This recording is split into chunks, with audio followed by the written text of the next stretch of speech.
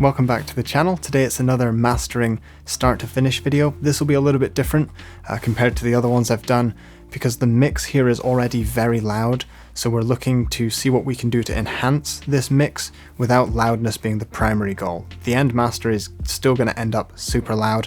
As you'll see, it's a pop mix, so it needs that sort of loudness and upfront sound. I also want to say we've just started the next community remix contest. As usual, there's loads of prizes to be won.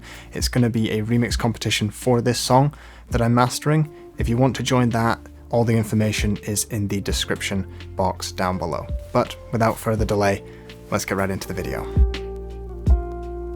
I'm going to skip past a lot of the file management and setup because I've shown that in my other start to finish mastering videos. I just want to get straight into the processing, but I just want to talk quickly about some of the equipment I'm using. So I'm monitoring on a set of PSI A23-Ms.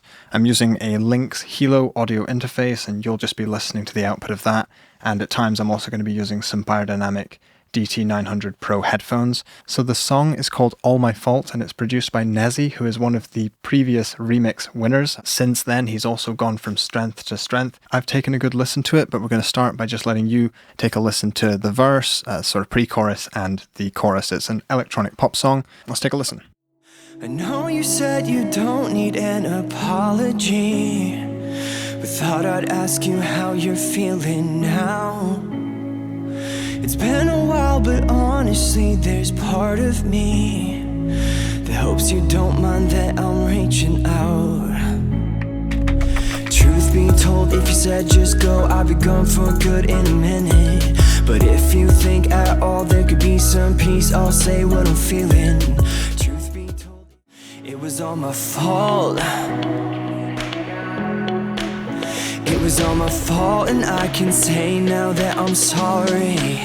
It was all my fault, and I can say now that as long that it was all my fault, and I can say now that I'm sorry. I noted a few easy things to fix. There's some rumble in the low end, it's clipping a little bit too loud, but overall I really like the sound of it, but there are a few things I'd like to change. Really easy stuff. There was this click at the start. This often happens with misbehaving plugins. You've just got to watch out for stuff like this. I've already set the tempo. We're just going to make sure that the song is actually in time with the tempo. This makes it much easier for people to remix and work with later. I'm reaching out. I'm also just adding fades at the start. This is just like my other mastering videos, just a very quick fade up and down.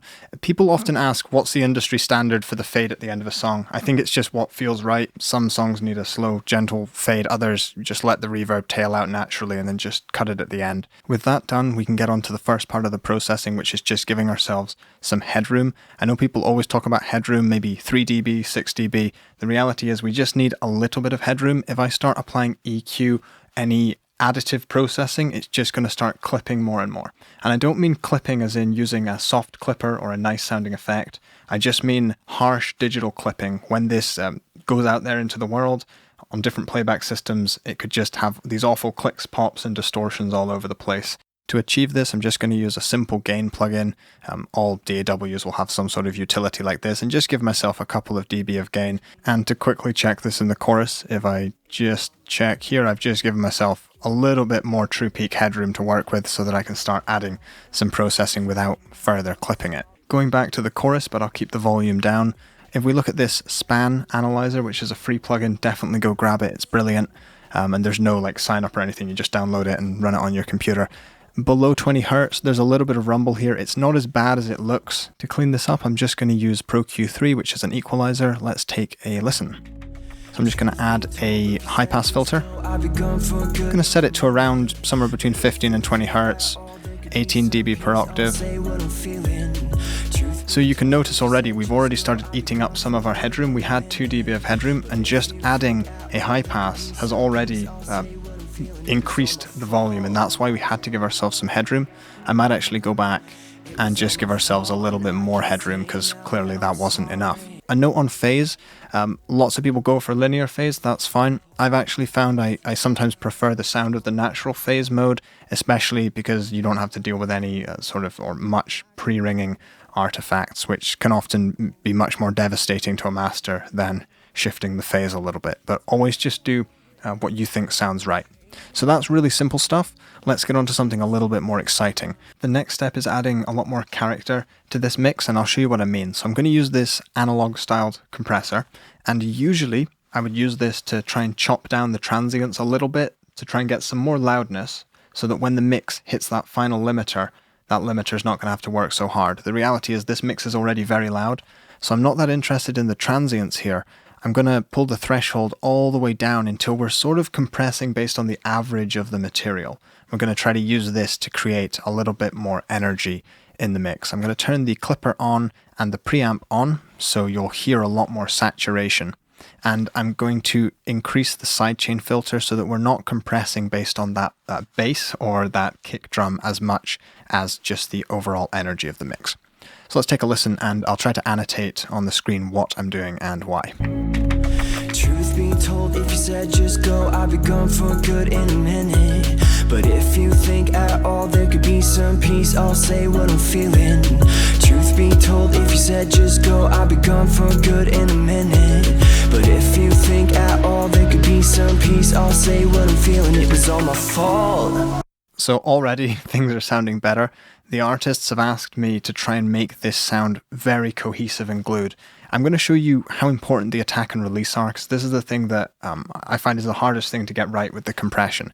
It's easier when you've got a great monitoring system. On these monitors I have, you can hear when you've got it wrong right away. If I have a fast attack and a slow release, notice how the kick drums and the snares are just being forced under the mix and everything starts sounding very mushy because the compressor can't recover. Let's take a listen.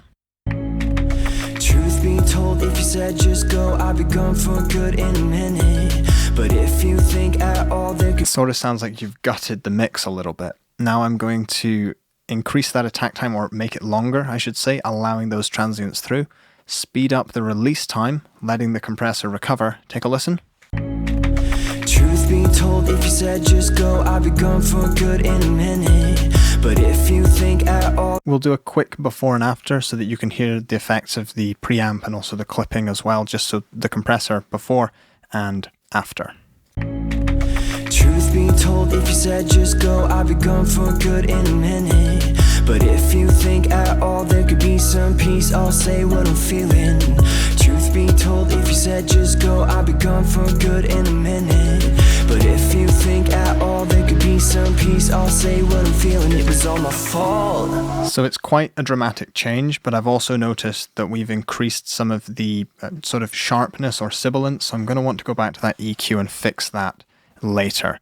The next thing I'm going to do is add a little bit more sort of shaping EQ. So the Pro Q3 is excellent as a surgical EQ, but I prefer, again, analog modeled EQs just to boost a little bit, give it a little bit more sparkle. And to achieve this, I'm going to choose one of my favorite mastering equalizers, which is, again, the sort of Ivory 5 one from Acustica.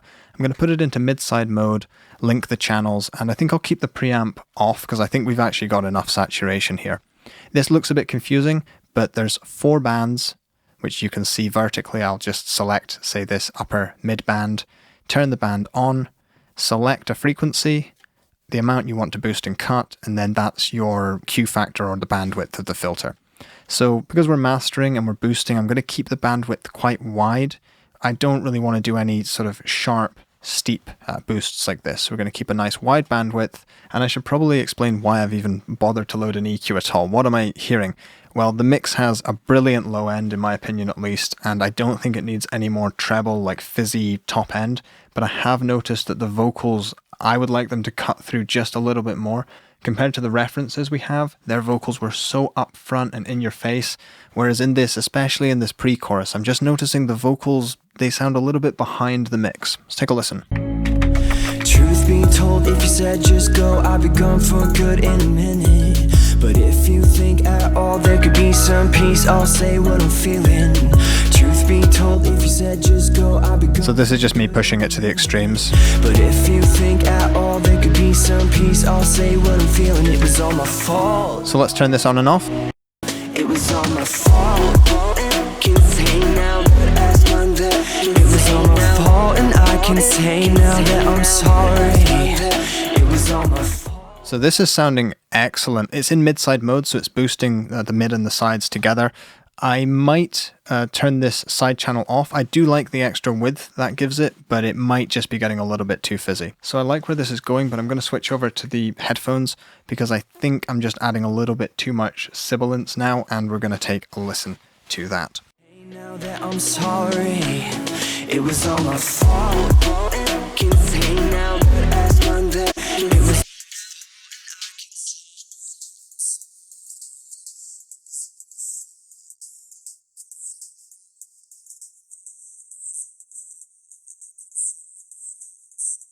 Right between, it's at 8.3 kilohertz. It's that say and sorry, it's just cutting through too much. So if I just increase this, get those all open, what I'm going to do is reduce this here. Nice high Q factor. Can say now that I've done that, it was all my fault, and I can say now that I'm sorry. So I've just honed in on those frequencies. I'm trying to get this to trigger only when he says those words and nothing else, which is why I'm adjusting this threshold here. Hey, now that I'm sorry, it was all my fault. Can say now that I've done that, it was all my fault, and I can say now that I'm sorry, it was all my fault. Oh, I love it when a plan comes together. That actually worked first time. Just with these settings here, I do really like Fabfilter. It is excellent to dial things in. If you're looking for a free dynamic EQ, definitely check out TDR Nova. It's also brilliant. If you learn how to use it, it can be just as fluid as something like this. So I'm just pulling up all the effects so far. The reason for this is just to sort of remind everyone that, mastering is a chain of events, and sometimes you set something and it's perfect, other times you do further processing and you have to go back and adjust something just because of the way things feed into the next process. You have to consider the whole thing as a chain. Initially I didn't think I'd have to do any other work with this EQ, but now that I've cleaned it up here, or maybe clean's the wrong word, I've made it a little bit more smooth, just selecting the exact frequencies we wanted, it means that these other processors can work much better without causing issues. You could use a resonance suppressor for this. I've had okay results with them in the past, but I like just finding the exact sort of frequencies I want to target and doing it myself where possible. So I'm going to go back to the monitors now, and we're going to do a little bit more processing to finish this up. So the last step is to apply our final limiting. I have two choices here. I've got Pro L2, which is excellent, and the Ozone Maximizer, which I tend to lean towards. I've just been using it for longer. I tend to sort of know it a little bit better, but we're going to try both, and we're just going to see if we can get this loudness up to where the client wants it to be. And for this, we're just going to the loudest part of the song. So I'm just going to loop around here. It was all my fault.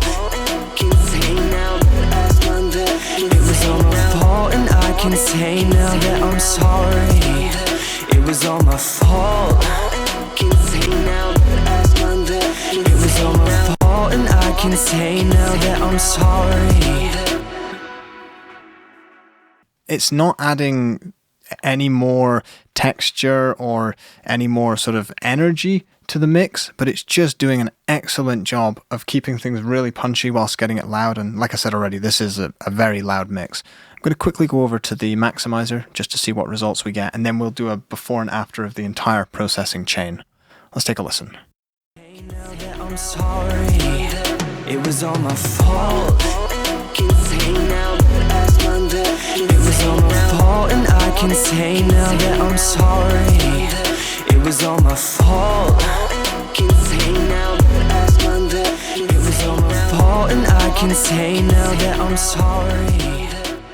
You can hear that this one definitely has more tone and texture than the Fabfilter, and what I'd probably do actually is sort of print both of them, maybe take an hour away, and then just come back to them, A/B compare them and see which one I preferred, and then I'd go and send that off to the client.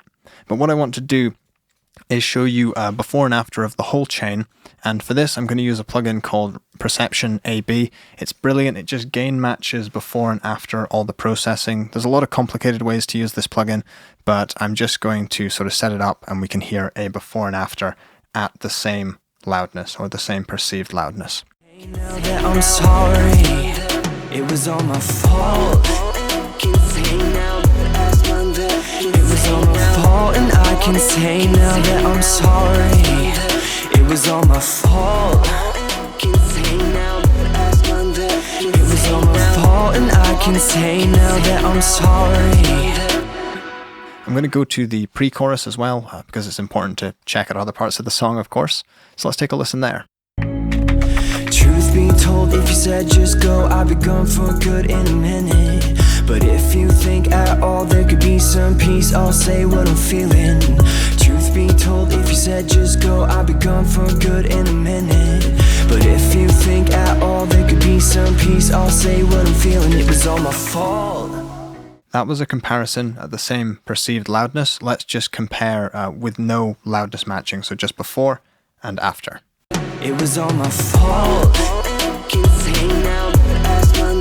It was all my fault and I can say now that I'm sorry. It was all my fault. It was all my fault.